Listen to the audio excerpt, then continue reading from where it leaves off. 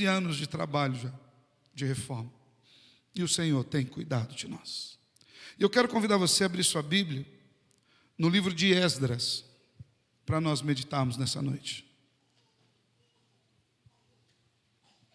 Esdras, no seu capítulo 6, nós vamos ler 3 versos. Esdras 6, versos 16, 17 e 18.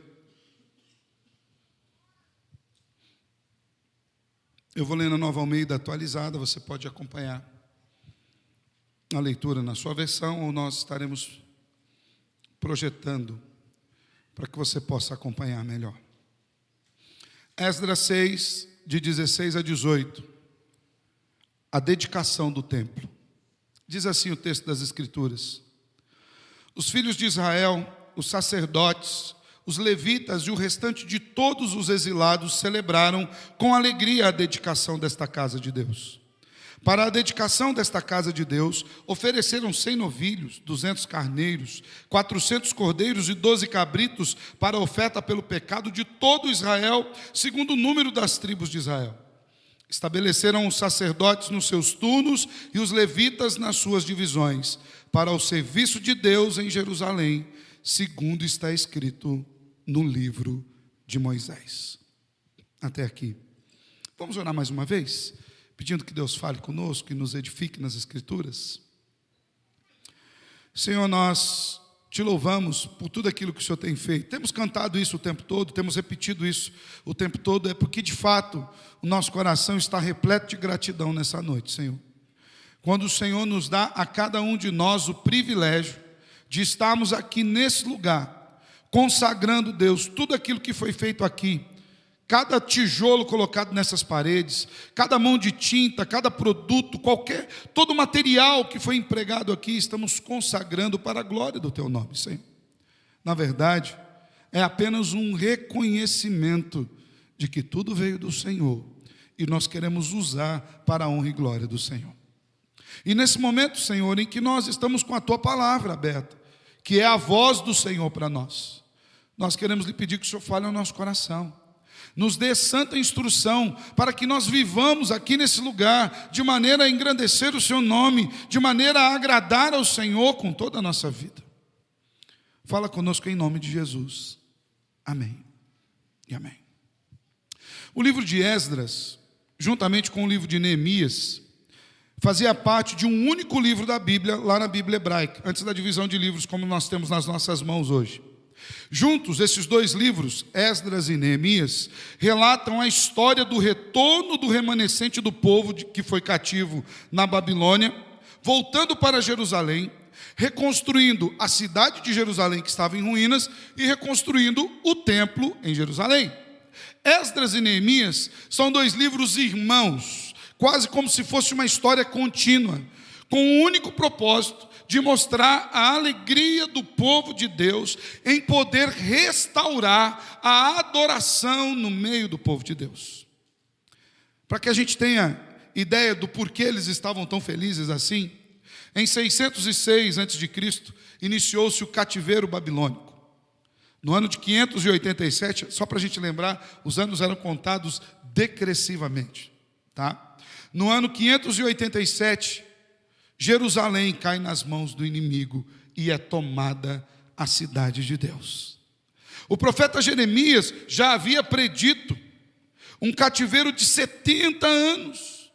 Nós lembramos lá em Jeremias 25 e 29, do povo orando, querendo sair daquele lugar, buscando direcionamento de Deus, e Deus falando: enquanto não se cumprir o tempo que eu tenho estabelecido para vocês, vocês não sairão daí.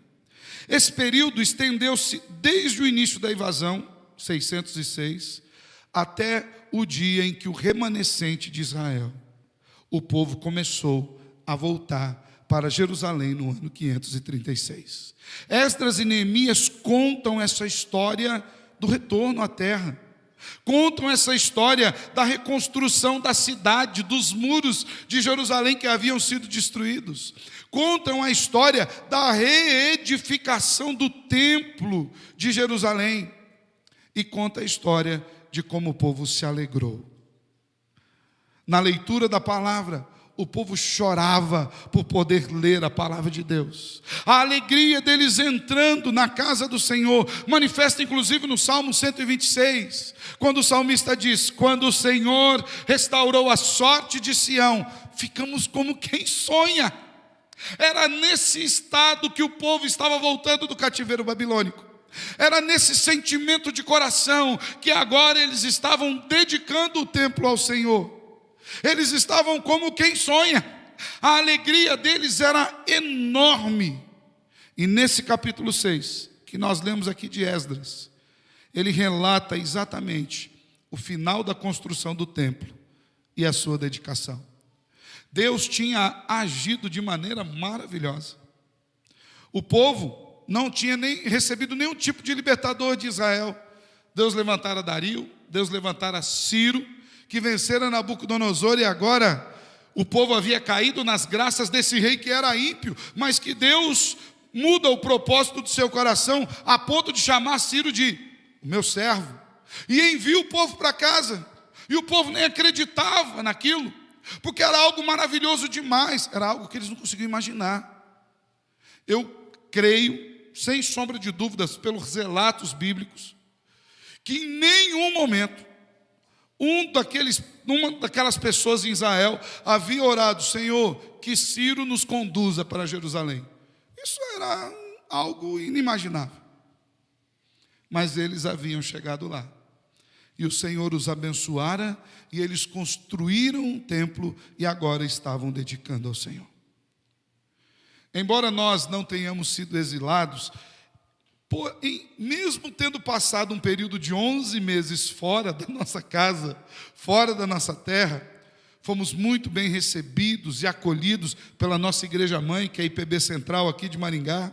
Alguns dos irmãos que aqui estão se lembram, nossa escola bíblica começava às 2h da tarde, ia até às 3h30, e até às 3h, 3h30, nós começávamos o culto, que ia até às 4:45 da tarde, e nós passamos 11 meses ali. O conselho da igreja, irmãos, nos cedeu aquele espaço, não apenas de maneira gratuita, mas com uma benevolência tremenda.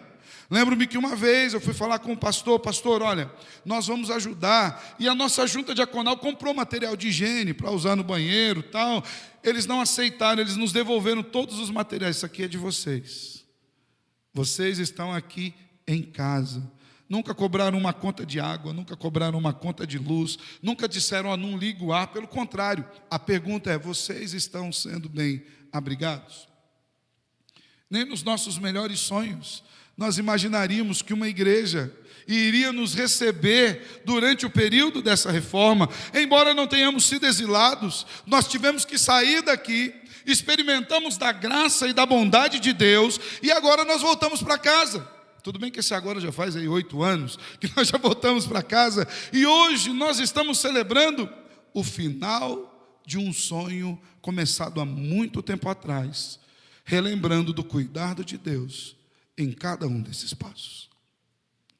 De maneira milagrosa, irmãos, nós iniciamos a nossa reforma há 15 anos atrás, com R$70 mil em caixa, dos quais nós gastamos cerca de 1 milhão, sem deixar de pagar ninguém, e nunca faltou nada, e pela bondade e misericórdia do Senhor, ainda temos dinheiro em caixa.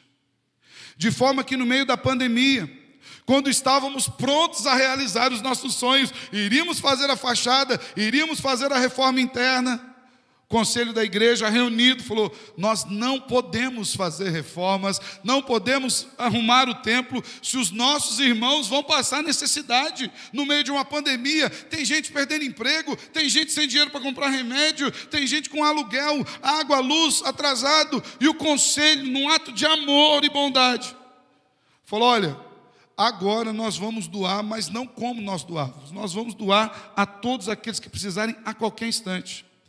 E nunca, em toda a história da nossa igreja, nós doamos tanto dinheiro. Nunca, em nenhum momento nós doamos tanto. E Deus misericordiosamente fez abundar aquilo que nós tínhamos. E nós olhávamos para o caixa, a matemática não batia. Porque quanto mais nós doávamos, mais o Senhor nos dava. E ao final da pandemia, fizemos tudo o que queríamos fazer, à vista. Sem que nenhum irmão passasse necessidade e nós não pudéssemos assisti-lo. É por isso que nós estamos aqui consagrando ao Senhor. Porque nada do que está aqui é reflexo do nosso esforço pessoal particular. Quando nós olhamos para tudo que está aqui, nós só conseguimos ver uma coisa: a graça de Deus. Esse templo está como está, não é porque nós fomos esforçados, caprichosos por fazê-lo, é porque Deus quis fazê-lo e usou as nossas mãos para isso. Então, quando nós voltamos para esse lugar e olhamos para esse espaço e resolvemos consagrá-lo ao Senhor, o sentimento do nosso coração deve ser muito parecido com o sentimento daqueles irmãos que estavam voltando para Jerusalém. Estavam como quem sonha para consagrar um templo ao Senhor. E olhando para o texto que nós lemos, nós vamos ver que no ato de consagração do templo, eles destacam 4 características muito marcantes de como seria aquele templo dedicado ao Senhor. E essas 4 características, elas são importantes também para mim e para você. Porque esse lugar, embora nós não tenhamos os mesmos significados do Antigo Testamento no que se refere a templo, mas esse lugar ele é dedicado para Deus. E se ele é dedicado para Deus, ele precisa ter as mesmas características de todo lugar que é dedicado a Deus. E eu queria ressaltar com você, em primeiro lugar, que esse templo que é dedicado a Deus, que nós estamos consagrando de novo ao Senhor, ele precisa ser um lugar de livre acesso a todas as pessoas. Quando você olha no versículo 16, você vai ver o seguinte: os filhos de Israel, os sacerdotes, os levitas e o restante dos exilados. Todo mundo tinha acesso, todo mundo podia ir àquele lugar louvar a Deus, todo mundo podia ir naquele lugar oferecer seus sacrifícios, todo mundo podia ir naquele lugar elevar a Deus as suas orações. Um templo consagrado ao Senhor não é um lugar de exclusivismos, é um lugar onde nós proclamamos a palavra do Senhor a todos quantos se achegarem aqui. Diga-se de passagem, é um privilégio receber pessoas aqui para compartilhar com todas elas da nossa fé, compartilhar com essas pessoas da salvação em Cristo Jesus, compartilhar com essas pessoas da alegria que temos de celebrar o Deus da nossa salvação. Todos precisam ter esse acesso à adoração, desde os sacerdotes até todos do meio do povo. Não havia um lugar de exclusão, mas era um lugar de chamada ao reconhecimento do senhorio de Deus. Por isso, nesse templo consagrado ao Senhor, eu e você precisamos ter o compromisso de chamar mais gente para conhecer do Senhor aqui. Nós precisamos fazer dos nossos domingos um domingo de louvor evangelístico ao Senhor. Nós precisamos fazer da nossa vida uma vida evangelística. Mas nós precisamos aproveitar esse tempo e chegar, tem um amigo na sua casa, tem um parente na sua casa, tem alguém que foi te visitar, você fala: vem cá, eu quero levar você para conhecer um lugar. É a casa do meu Deus, não que ele more lá, mas é o lugar que nós escolhemos, separamos para celebrar o nome do meu Deus. E eu quero que você venha conhecer o povo do meu Deus. E eu quero que você venha experimentar da comunhão com o povo do meu Deus. Porque cada uma dessas pessoas que ali está, foram salvados pela graça, salvados é terrível. Nenhum foi salvado. Foram salvos pela graça desse Deus bondoso e amoroso. Um templo dedicado ao Senhor é um lugar onde todos nós podemos vir buscar a Deus, meditar no nome do Senhor, adorar ao nome do Senhor, oferecer a Ele aquilo que temos, aquilo que somos, reconhecendo o senhorio de Deus sobre as nossas vidas. O povo de Israel foi levantado com um único propósito específico: glorificar a Deus e fazer Deus conhecido. De maneira que o Senhor nos permitiu realizar esse projeto, para que nós glorifiquemos a Ele e o façamos conhecido. Então a primeira característica desse templo dedicado ao Senhor é que ele é um lugar para que todos venham ouvir do nome do Senhor. E eu e você somos chamados a fazer esse convite. Segundo, quando nós olhamos para o texto das Escrituras, nós percebemos que Esdras deixa bem claro que o templo dedicado ao Senhor era um lugar de celebração, de adoração, de alegria, de festejo. No versículo 16, a parte final diz: celebraram com alegria a dedicação desta casa de Deus.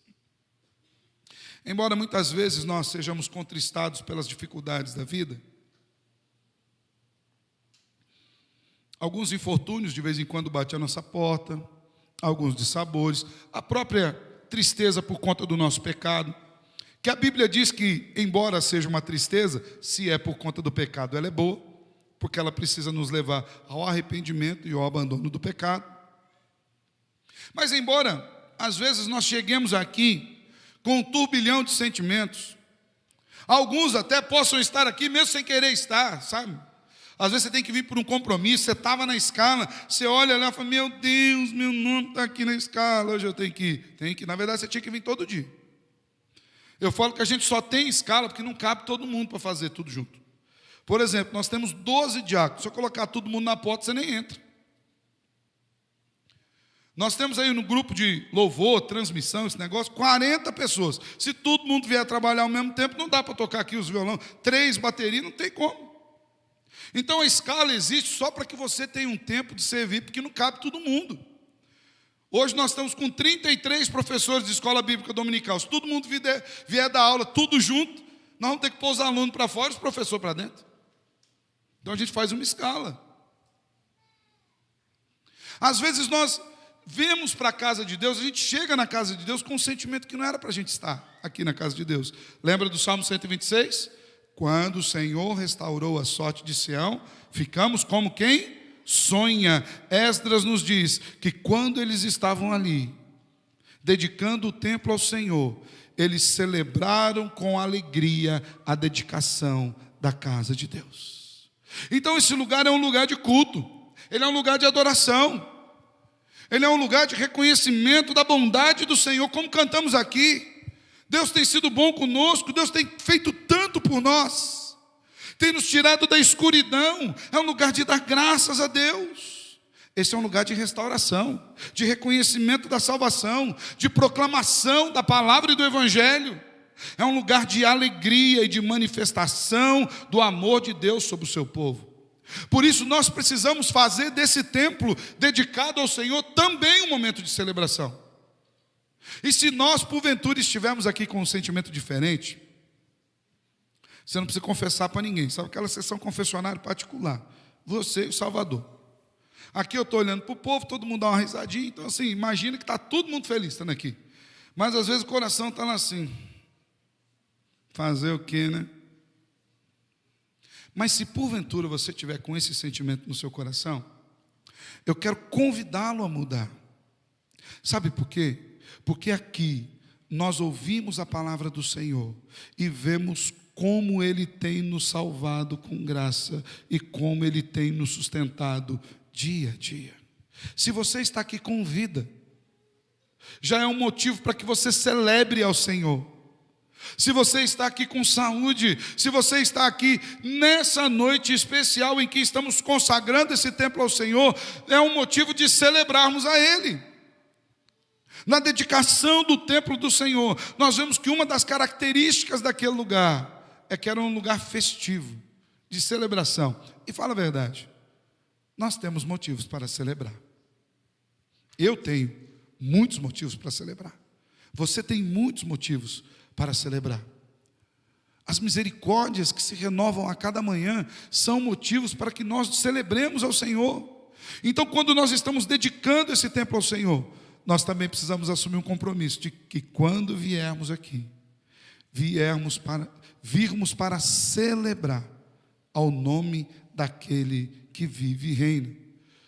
Fazer um pacto com o Senhor. Senhor, todas as vezes que eu entrar portas adentro desse templo, dessa casa de adoração, eu quero celebrar com alegria todos os seus maravilhosos feitos. Quero celebrar com alegria o seu cuidado constante sobre a minha vida, a sua misericórdia sobre mim. Eu quero celebrar com alegria o simples fato de eu poder estar em pé, ou vivo, ou adentrando nesse lugar, celebrando a sua salvação.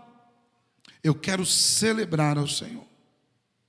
Terceira característica de um templo consagrado ao Senhor é que, embora seja um lugar para todo mundo, embora seja um lugar festivo, de celebração, esse templo também lida com algo que nós muitas vezes queremos fugir. Porque um templo consagrado ao Senhor é um lugar onde nós precisamos lidar seriamente com o pecado. É um lugar de arrependimento, é um lugar de mudança de vida. É um lugar onde o Senhor nos recebe por causa do seu amor e nos perdoa. Olha o que nos diz o versículo 17. Para a dedicação desta casa de Deus, ofereceram 100 novilhos, 200 carneiros, 400 cordeiros e 12 cabritos, para a oferta pelo pecado de todo o Israel, segundo o número das tribos de Israel.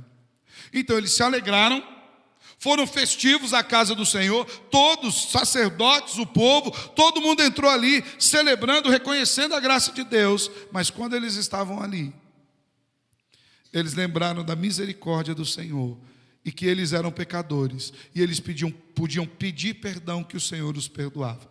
Quando nós olhamos para o Antigo Testamento, e nós vemos as ofertas, os sacrifícios de animais, na verdade o Antigo Testamento ele sempre trabalhou para conosco de uma maneira bastante didática. Por que nós éramos, ou melhor, o povo era chamado a oferecer sacrifício? Por que ele era chamado a levar um animal que iria morrer no seu lugar? Para que eles vissem de tempos em tempos qual era a visão de Deus para com o pecado. E a Bíblia é clara: quem pecar precisa morrer.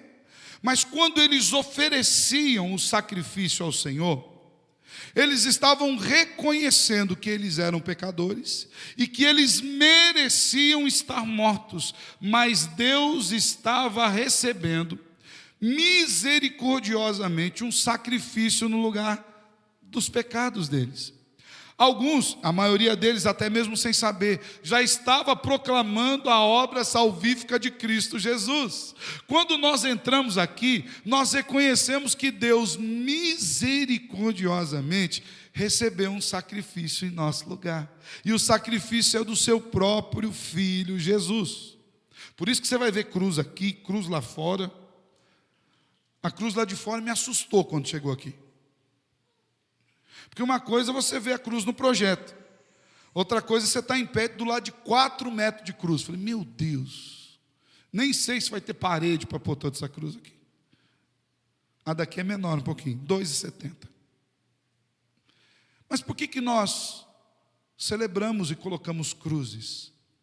Para nos lembrar que Deus recebeu o sacrifício em nosso lugar, o sacrifício do seu Filho Jesus, e agora nós podemos chegar nesse lugar e oferecer a Deus as nossas orações, o nosso pedido de perdão, porque Cristo já foi sacrificado por mim e por você. Então esse é um lugar de reconhecer que somos pecadores e que Deus é misericordioso em nos perdoar. Salomão, na dedicação do templo, lá do primeiro templo, ele fez uma oração em forma de canção lindíssima. E em uma das estrofes da sua oração ou canção, Salomão dizia assim ao Senhor: que as orações feitas nesse lugar o Senhor ouça. Irmãos, que coisa linda, que coisa bela, que coisa maravilhosa, que as orações feitas nesse lugar Deus possa ouvir. Embora nós não ofereçamos mais sacrifícios, porque Cristo já ofereceu de uma vez por todas o sacrifício do seu próprio corpo na cruz do Calvário por nós, aqui é lugar de nós reconhecermos que os nossos pecados são perdoados por meio de Cristo. É um lugar onde o poder do Evangelho nos atinge, e atinge todo pecador, e nos leva ao arrependimento e à reconciliação. Porque quando nós falamos de pecado, muitas vezes a gente foca no olho na ira de Deus.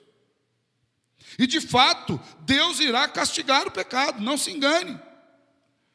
Mas para aqueles que estão em Cristo Jesus, os seus pecados já foram todos castigados e pagos na cruz do Calvário, de maneira que nós sabemos a gravidade daquilo que cometemos, mas nós experimentamos da enormidade da graça e da reconciliação com o Pai, por meio de Cristo Jesus. Então é um lugar de lidar biblicamente com o pecado. E a melhor maneira de nós lidarmos com o pecado é o Evangelho. Somos pecadores, por conta disso somos merecedores da morte. Deus é gracioso, por conta disso entregou o seu Filho para morrer no nosso lugar. E todos aqueles que aceitam o sacrifício do Filho eterno, do Deus eterno, pela fé, são reconciliados pela graça. Irmãos, quando nós falamos em lidar com o pecado, nós experimentamos de uma visão maravilhosa de um Pai perdoador que vem ao nosso encontro. E nesse lugar nós celebramos a reconciliação, a cura, a restauração de Deus. Um templo consagrado ao Senhor, ele nunca pode deixar de lidar com o pecado. Ele nunca pode deixar. Ele precisa falar constantemente. Os púlpitos precisam estar recheados, permeados desse Evangelho, porque é o reconhecimento do pecado que faz com que nós reconheçamos a graça salvadora de Cristo e sejamos transformados. Quarto e último lugar, um templo consagrado ao Senhor, de acordo com o texto que nós lemos nas Escrituras, é um lugar de serviço santo ao Senhor. E olha que maravilhoso como Esdras constrói esse texto. Então é um lugar para que todos possam acessar, indiscriminadamente. Venham. E você vai ver que o convite feito pelo Salvador Jesus corrobora essa verdade. Jesus no Evangelho diz: vinde a mim todos os que estão cansados e sobrecarregados. E veja que ele usa, para limitar o número que é para ir a ele, todos. Então venham todos. No ministério do Salvador Jesus, nós vemos ele lidando com as pessoas que eram rejeitadas pela sociedade. Gente que ninguém queria tocar, Jesus ia lá e tocava. Foi assim com o leproso, foi assim com a mulher adúltera, foi assim com a mulher lá no poço de Sicar, samaritana. Foi assim com as crianças. Os apóstolos achavam que era uma perda de tempo ficar lidando com crianças no meio do ministério. Foi assim com aquela mulher com 12 anos de fluxo de sangue. Todos aqueles que necessitam podem ir a Jesus. E por isso eles celebram, e por isso eles lidam com os seus pecados e recebem da graça de Deus e são perdoados. E por isso eles servem. Irmãos, servir a Deus não tem relação com as coisas aqui da terra. Servir a Deus tem relação com a nossa adoração direta ao Senhor. Versículo 18 diz que é assim que foi estabelecido o templo do Senhor. Estabeleceram-se também os sacerdotes nos seus turnos, os levitas nas suas divisões, para o serviço de Deus em Jerusalém, segundo o que está escrito no livro de Moisés.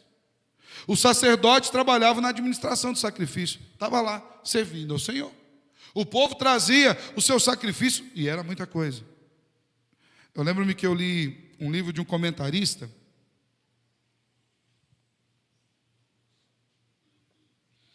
que ele dizia que nós teríamos uma grande dificuldade de lidar com o templo se fosse nos nossos dias. Era um grande açougue a céu aberto. Só você vê o número de ofertas que foram oferecidas nesse aqui: 100 novilhos, 200 carneiros, 400 cordeiros e 12 cabritos. Era bicho para chuchu. E o que faziam os sacerdotes? Trabalhavam na administração disso. Por que eles trabalhavam? Para a glória de Deus. E para a glória de Deus eles faziam o quê? Serviam o povo. Eu sempre digo que na igreja presbiteriana, quando você vira alguém com cargo, aquele ali é pastor, aquele ali é presbítero, aquele ali é diácono, aquele ali é líder de música, aquele ali é professor, aquele é líder da SAF, da UPH, da UMP. Nenhum desses cargos tem conotação de status, nenhum deles. Todos esses cargos simplesmente vão dizer para você como a pessoa vai te servir. Então aquele ali é o pastor, ele tem que pregar. Ele tem que orar por você, ele tem que visitar, ele vai te servir assim. Aquele ali é o presbítero, ele vai te servir também te visitando, pregando quando precisar, dando aulas também, mas vai servir administrando a igreja do Senhor para você, para a glória de Cristo. Aquele ali é o diácono, ele vai te servir cuidando dos arredores do templo. Às vezes seu carro está lá fora, o diácono vai ali, dá uma olhadinha, vê como é que está, se está ali ainda, e vai estar em nome de Jesus, fica na paz, né? Ele dá uma olhadinha ali no seu carro, ele se preocupa para ir ali nos banheiros, ver se tem papel, se tem sabonete, ver se tem copinho para que você beba água, ver se está tudo funcionando. Se o seu filho sai correndo ali para fora, ele vai te servir, porque ele não vai deixar seu filho sair correndo e atravessar a rua. Então quando você vira um diácono, não é um status, é um cargo de serviço. Esse irmão aqui vai me servir. Quando você vira um professor de escola bíblica, esse irmão vai te servir. Ele vai estudar em casa, ele vai tirar um tempo da vida dele para preparar uma lição, para vir aqui ministrar a você ou aos seus filhos, cuidar das suas crianças, cada um dos ministérios, porque o templo do Senhor é um lugar de serviço. E sabe como é que a gente serve a Deus? Servindo o povo de Deus. O sacerdote trabalhava na administração do sacrifício. O levita, aqui estabeleceram sacerdotes nos turnos, levitas nas suas divisões. O levita cuidava das coisas referentes ao templo, toda a manutenção. Antes do templo, na época do tabernáculo, quando tinham que montar e desmontar e seguir de acordo com aquilo que Deus determinava, eram os levitas que lidavam com isso. Eram eles que cuidavam da limpeza da arca do Senhor, dos materiais, dos utensílios, dos ungüentos, dos óleos, para as ofertas, das mesas de sacrifício. Eles estavam lá para fazer o quê? Servir. Por isso, um templo dedicado ao Senhor precisa ser um lugar de serviço que manifeste a nossa adoração a Deus. Porque muito mais do que dedicar tijolos a Deus, e eu não estou diminuindo aqui em nada, estou feliz demais com isso aqui, mas a gente não pode esquecer que é tijolo. Deus quer que nós dediquemos esse templo a Ele, a nossa vida a Ele, no serviço a Ele, no serviço aos irmãos. Vou te dar um exemplo simples de coisas assim, poderíamos dizer banais, até mesmo triviais. Nós tivemos um acampamento esse final de semana, você vê que está a juventude, até o pastor meio assim, cansadinho. Isso porque eu não posei lá. Acho que se eu posasse lá, talvez eu estivesse lá ainda. Não tinha conseguido vir para cá, né? A minha idade já não permite que eu esteja lá com eles. E nós precisamos de alguns irmãos que dessem carona. Eu coloquei lá no grupo da igreja, irmãos. Olha, se tiver uma vaguinha no seu carro aí, porta-mala, fala com a gente. Em menos de 10 minutos, irmãos, dá para levar outra igreja junto lá, de carona. Por quê? Porque os irmãos entenderam que eles poderiam servir ao Senhor, oferecendo um banco vazio que está no seu carro, um espacinho no porta-mala, para pegar um irmão em casa e levar ele num acampamento. Deus se agrada disso. Deus se agrada mais disso do que disso. Nós nos agradamos disso. Mas Deus se agrada desses gestos de amor.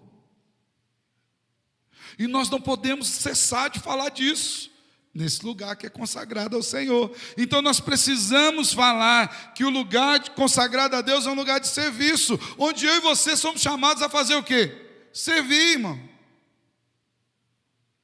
A dar um abraço, dar uma carona, oferecer tempo. Precisávamos de homens para fazer churrasco lá, irmão, coisa abençoada. Sobraram, irmãos. Eu mesmo fui daquele que sobrou, fiquei na parte da fiscalização, ver se a carne estava boa. Eu posso garantir para você que de todas as 5 estavam todas ótimas, maravilhosas. Mas, irmãos, tiraram do seu tempo num feriado. Poderiam estar dormindo em casa, não poderiam? Acordaram mais cedo, foram lá, se sujaram, se mexeram, para que aqueles irmãos que chegassem depois tivessem tudo preparado, não para a glória desses irmãos, mas para a glória de Deus, que nos salvou em Cristo Jesus. Um templo consagrado ao Senhor é um lugar de serviço ao Senhor. E nós servimos ao Senhor, servindo ao povo que o Senhor resolveu salvar. Então aqui, quando você entrar portas adentro, para celebrar o Senhor com alegria, lembrando do perdão dos seus pecados, lembrando que você pode vir indiscriminadamente, que o Senhor te recebe pela graça, que você faça um pacto com o Senhor. Senhor, como eu posso te servir? Servindo a sua igreja. Senhor, eu não tenho nem muita coisa para doar, e servir é muito mais do que dinheiro, viu, irmãos? Tem casos que a maneira mais fácil de servir é dar dinheiro. Se você tem dinheiro, não vou dar, mas não vou lá. Tem gente que empreita o serviço do Senhor. Não, Ele quer você, Ele quer o seu coração. Ele quer a sua vida. Faz um pacto com o Senhor. Quando eu entrar nessas portas, Senhor, que eu aceite o seu chamado para servir. Que quando eu olhar para cada móvel, cada coisa que aqui está, eu lembre da tua graça e me disponha a servir. Nós estamos aqui para consagrar esse templo ao Senhor. Assim como os irmãos fizeram lá no passado, desde a árvore, desde os tijolos, desde aquele pedacinho de madeira. Assim como os irmãos fizeram lá no passado, recebendo com alegria as madeiras do salão social da igreja para construir o templo aqui, e eles receberam aquilo com alegria. As histórias contadas eram de celebração, como fizeram os irmãos que construíram o primeiro templo aqui de Alvenaria. Nós estamos aqui para consagrar ao Senhor, mas que nós façamos mais do que falar: Senhor, recebe o tijolo, recebe a madeira, recebe o tecido, recebe a tinta, recebe os instrumentos, que nós possamos dizer: recebe a mim.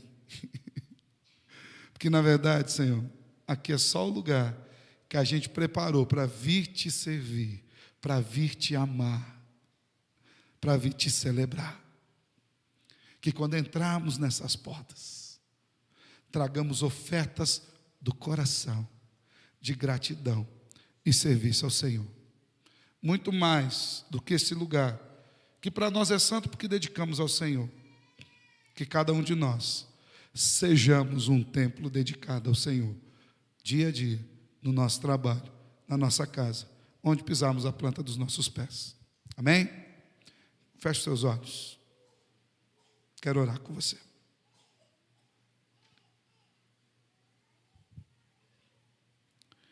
Senhor, nós te celebramos pela tua palavra e nos alegramos profundamente com tudo aquilo que o Senhor tem feito aqui.